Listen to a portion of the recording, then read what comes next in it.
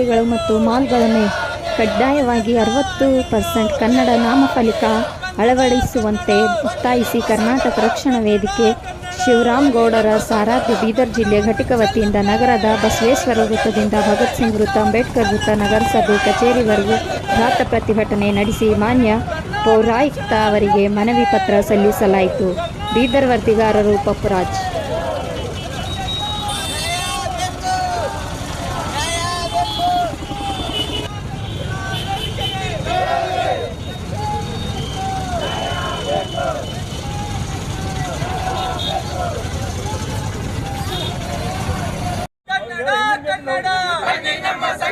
ಕರ್ನಾಟಕ ರಕ್ಷಣಾ ವೇದಿಕೆಗೆ ಕರ್ನಾಟಕ ರಕ್ಷಣಾ ವೇದಿಕೆಗೆ ಅಯ್ಯಯ್ಯೋ ಅಯ್ಯಯ್ಯೋ ಬೆಕ್ಕೆ ಬೇಕು ಬೆಕ್ಕೆ ಬೇಕು ಅಯ್ಯಯ್ಯೋ ಅಯ್ಯಯ್ಯೋ ಕರ್ನಾಟಕ ರಕ್ಷಣಾ ವೇದಿಕೆಗೆ ಕರ್ನಾಟಕ ರಕ್ಷಣಾ ವೇದಿಕೆಗೆ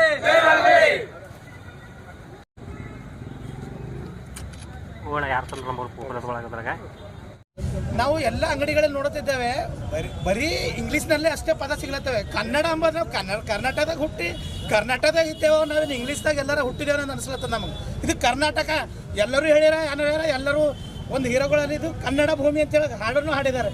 ಆ ಕನ್ನಡ ಭೂಮಿ ಬಿಟ್ಟು ಅದಕ್ಕೆ ಎಲ್ಲ ದುಕಾನ್ಗಳ ಮೇಲೆ ಏನು ಮಾಡ್ತಾ ಇದ್ದಾರೆ ಅಂತಂದ್ರೆ ಇಂಗ್ಲೀಷ್, ಬರೀ ಇಂಗ್ಲೀಷ್. ಯಾವ ದುಕಾನೇ ಇರಲಿ ಇಂಗ್ಲೀಷ್. ಮತ್ತು ಯಾವ ಸ್ಕೂಲ್ನಲ್ಲಿ ಭೀ ಅದೊಂದು ವಿಷಯ ಗಮನಕ್ಕೆ ತರಬೇಕು. ಎಲ್ಲ ಸ್ಕೂಲಲ್ಲಿ ಯಾವುದಾರ ಸ್ಕೂಲಲ್ಲಿ ಹೋದೆವಂದ್ರೆ ವಾಟ್ ಈಸ್ ಯುವರ್ ನೇಮ್ ಅಂತ ಅದೇ ಕೇಳ್ತಾರೆ. ಕನ್ನಡದಾಗ ಮಾತಾಡೋದು ಕಲಿಸ್ರಿ, ಕನ್ನಡದಾಗ ಹುಟ್ಟಿ ಕನ್ನಡದಾಗ ಮಾತಾಡೋದು ಕಲಿಸ್ರಿ. ಇಲ್ಲಾಂದ್ರೆ ಅವ್ರು ಇಂಗ್ಲೀಷ್ ಯಾವ ಸ್ಕೂಲ್ದಾಗ ಮಾತಾಡ್ತಾರ ಅವ್ರಿಗೆ ಇಂಗ್ಲೀಷ್ದಾಗ ಕಳಿಸ್ರಿ. ಅಲ್ಲೇ ಇಂಗ್ಲೀಷ್ ಅಂದ್ರೆ ಯಾವ ಬ್ರಿಟನ್ನು ಅಂಥಲ್ಲಿ ಕಳಿಸ್ರಿ, ಅಂಥ ಸ್ಕೂಲ್ ಅಂಥತ್ತಲ್ಲೇ ಆಗಲಿ. ಕನ್ನಡ ಅಂಬದು ಟೋಟಲಿ ಇರಲ್ಲೇ ಹೊಂಟದ ಯಾವ ಸ್ಕೂಲ್ದಾಗ ಭೀ ಬರೀ ಇಂಗ್ಲೀಷ್ ಮಾತಾಡ್ತಾರೆ. ಅಂಥವೆಲ್ಲ ಭಾಷೆಗಳು ಏನದ ಕನ್ನಡ ಮೊದಲು, ಆಮೇಲೆ ಇಂಗ್ಲೀಷ್ ಯಾವುದು ಮಾಡ್ರಿ. ನಮ್ಮ ರಾಷ್ಟ್ರ ಭಾಷೆ ಹಿಂದಿನೂ ಇದೆ, ಹಿಂದಿ ಮಾಡ್ರಿ ಅನುಕೂಲ ಅಂಥೇಳಿ ನನ್ನ ಈ ಚಿಕ್ಕ ಒಂದು ಭಾಷಣ ಮುಕ್ತಾಯ ಮಾಡುತ್ತೇನೆ. ಇಂದು ಕರ್ನಾಟಕ ರಕ್ಷಣಾ ವೇದಿಕೆ ಶಿವರಾಮೇಗೌಡ ಸಾಹಿತ್ಯದ ಬೀದರ್ ಜಿಲ್ಲಾ ಘಟಕ ವತಿಯಿಂದ ಏನು ಕಡ್ಡಾಯವಾಗಿ ಕನ್ನಡ ನಾಮಫಲಕ ಹಾಕಬೇಕೆಂದು ನಗರಸಭೆಯ ಪೌರಾಯುಕ್ತರಿಗೆ ನಾವು ಒಂದು ಮನವಿ ಮಾಡಿಕೊಂಡಿದ್ದೀವಿ.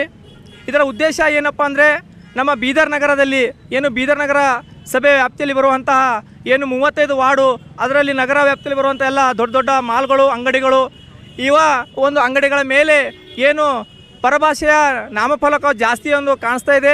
ಹೀಗಾಗಿ ಅದರ ವಿರುದ್ಧವಾಗಿ ಇವತ್ತು ನಾವೊಂದು ಹೋರಾಟವನ್ನು ಹಮ್ಮಿಕೊಂಡಿದ್ದೇವೆ. ಹಾಗೂ ನಗರಸಭೆ ಪೌರಾಯುಕ್ತರು ಕೂಡ ನಾವು ಮನವಿ ಮಾಡಿದ್ದೇವೆ. ಅವರು ಕೂಡ ಒಂದು ಕೆಲಸವನ್ನು ನಾವು ಆದಷ್ಟು ಬೇಗ ಮಾಡ್ತೀವಿ ಅಂತ ಅವರು ಒಂದು ವಿಶ್ವಾಸವನ್ನು ನಮಗೆ ಕೊಟ್ಟಿದ್ದಾರೆ. ಹೀಗಾಗಿ ನಾವು ಒಂದು ಮನವಿ ಪತ್ರ ಮೂಲಕ ಇವತ್ತು ಕಡ್ಡಾಯವಾಗಿ ಕನ್ನಡ ನಾಮಫಲಕ ಹಾಕಬೇಕಂತ ನಾವು ಅವರಲ್ಲಿ ಮನವಿ ಮಾಡ್ಕೊಂಡಿದ್ದೀವಿ. ಪ್ರಶಾಂತ್ ಭಾವಿಕಟ್ಟಿ.